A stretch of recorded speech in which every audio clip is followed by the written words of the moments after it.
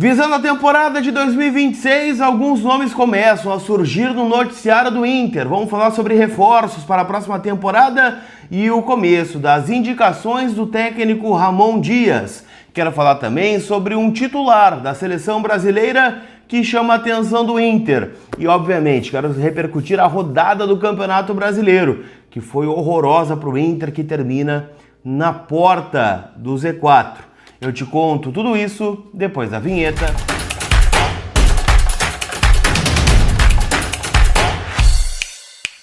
Tudo bem, gente? Vamos trocar uma ideia então, afinal. Eu quero atualizar as últimas informações do Internacional, começando uma semana importante, com 2 jogos dentro do estádio Beira-Rio, para o Inter sair do atoleiro. Afinal, estamos falando, de uma rodada que ainda tem um jogo pendente, um jogo que não impacta tanto assim a vida do Internacional, o duelo entre São Paulo e Ceará, que jogam hoje à noite no Morumbi, mas no geral, a rodada foi muito ruim e poderia ter sido pior. Afinal, o Red Bull Bragantino empatou com o Santos em 2-2, o Santos que virou o jogo em 5 minutos e tomou um golzinho no final, que colocou o Inter ali na 15ª colocação, ou seja, o Inter ainda foi ultrapassado nesta rodada pelo Atlético Mineiro, que ganhou do Mirassol com um jogador a menos, e o Ceará também tem 28, então hoje importante seria uma vitória do São Paulo, para o Inter ter o Ceará ainda no seu radar, o Inter 15º colocado, gente, 15º, 28 pontos, o primeiro time dentro da zona de rebaixamento é o Juventude, olha o tamanho do empate do Inter contra o Juventude. Imagina se o Inter tivesse perdido para o Juventude. Então o Inter com 28, 15º, Juventude 17º tem 22. 5 pontos separam Inter e Juventude. O próximo duelo do Juventude é contra a equipe do Atlético Mineiro, em Belo Horizonte, e o Vitória também tem 22. O Vitória perdeu para o Grêmio na Arena e joga agora, na próxima rodada, contra a equipe do Ceará, jogo na quinta-feira. Então, o Inter fica de olho nesses jogos aqui para ver como está o nosso nível na tabela de classificação. Enfim, 15º, rodada muito ruim, o Inter visivelmente vai lutar pela permanência na Série A do Campeonato Brasileiro. Tem que achar esses 45 pontos aí o mais breve possível. Faltam ainda alguns pontos, Estou projetando 5 vitórias aqui para o Inter escapar de qualquer chance de rebaixamento. Vamos atualizar, o dia do Internacional. Em nome da Gigante Veículos, o teu carro novo tá lá, te esperando, na Avenida Central e Capão da Canoa, mas em especial, no @Gigante Veículos no Instagram. Lá você encontra, todas as novidades da loja, troca do showroom, tudo disponível para você com um clique. É só seguir, a Gigante Veículos. Estou colocando o WhatsApp também da Gigante disponível aqui na tela e no link aqui na descrição do vídeo para que você consiga entrar em contato com eles e sair de carro novo. Tá bem? Turma, vamos atualizar um pouquinho, porque alguns nomes começam a surgir, no noticiário do Internacional nesta reta final de temporada de 2025, obviamente já pensando o 2026. Um dos nomes veio através de uma notícia do All Sport, que trouxe a informação de que o Internacional sondou a situação do atacante colombiano Kevin Viveiros, jogador aí que se destacou no Atlético Nacional, time que jogou contra o Inter na última Copa Libertadores da América, fez alguns gols, fez 2 gols contra o Inter lá no Paraguai nada, na Colômbia e Medellín, na derrota do Inter por 3-1. E o Inter tentou a contratação desse jogador em dado momento, buscou informações e pretende retomar os contatos para a próxima temporada.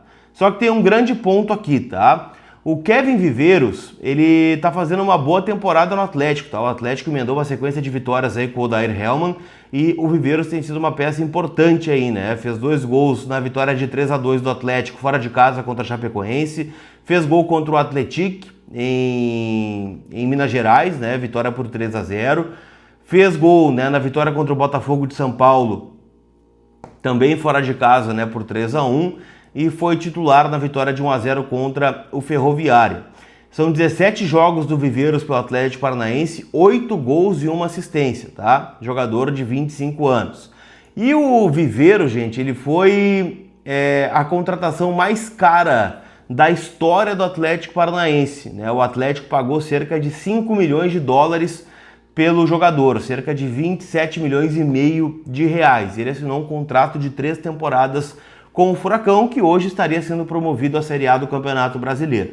Então acho bem improvável essa contratação, por mais que se noticie, né, que o Inter mantenha esse jogador dentro do radar, tá? Então é um nome que a gente vai manter, obviamente, em pauta, até porque o Inter obrigatoriamente, né, vai buscar um centroavante para o ano que vem. O Valência saiu para o Pachuca, o Borré tem contrato longo, mas é um jogador também bastante criticado. O Ricardo Matias, né, é o nome que o Inter tem na vitrine para vender, e a outra alternativa seria o Lucas Drummond, né, que está voltando de um LCA agora. Então não dá para a gente projetar, né, somente a permanência desse jogador.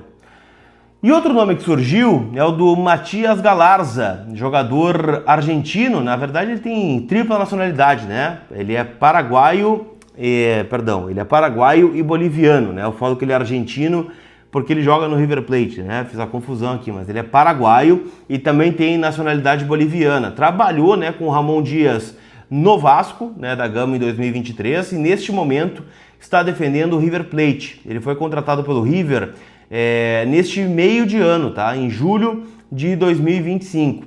E já tem alguns jogos pelo River, tá? São 10 jogos, nenhum gol, nenhuma assistência. Um jogador de meio campo, jogador, né, que tem pouca idade, 23 anos, mas que sempre chamou atenção, né, pelo potencial que tinha. Muito se falava, né, sobre o Galarza desde que ele surgiu como categoria de base do Olímpia. O Vasco contratou ele como uma grande promessa, acabou não dando certo, foi repassado para o Curitiba por empréstimo, e aí começou a estourar mesmo quando saiu, né, emprestado do Vasco para o Tajeres. Ali ele começou a ter um pouquinho mais de visibilidade, foi muito bem, e hoje oscila entre titularidade e reserva do time do Marcelo Gajardo no River Plate. Pode ser, né, que role um empréstimo, alguma situação, até pela boa relação, né, que o Galarza tem com o Ramon Dias. Essa informação é do Jairo Vink, tá lá do canal do Baldaço, tem canal aqui no YouTube também, meu parceiro. Trouxe, né, que algumas pessoas ligadas ao jogador já dão praticamente como certa a vinda dele para cá. Vamos ver, vamos avançar, e eu acho que é uma boa aposta, tá, do Inter, o Matias Galarza, 23 anos, paraguaio, que joga no River Plate, tá? Então é um nome também pra gente ficar de olho, tá bem? Quero fechar, gente, a nossa resenha aqui falando sobre o Brasil Sub-20. Afinal, ontem o Brasil estreou, né, na competição no Chile, empate em 2-2 entre Brasil e México. Os gols do Brasil marcados pelo Rafael Coutinho e também pelo Luigi, né, jogador do Palmeiras.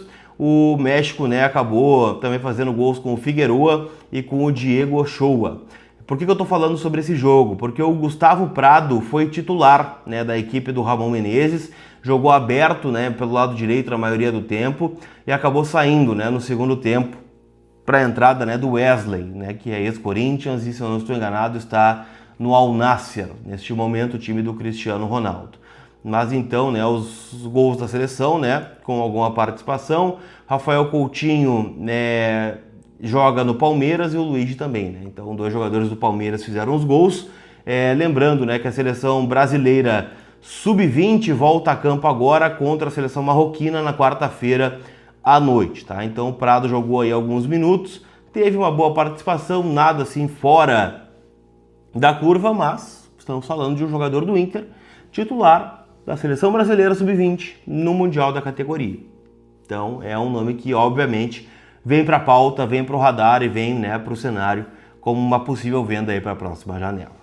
Tá bem, gente? Não esquece que todo o conteúdo aqui no canal é em nome da KTO, kto.bet.br, minha parceira, minha casa de apostas. Lembrando, né, como eu disse, que nesta segunda-feira tem jogo do Brasileirão entre São Paulo e Ceará. Quero trazer as odds desse jogo aqui, tá?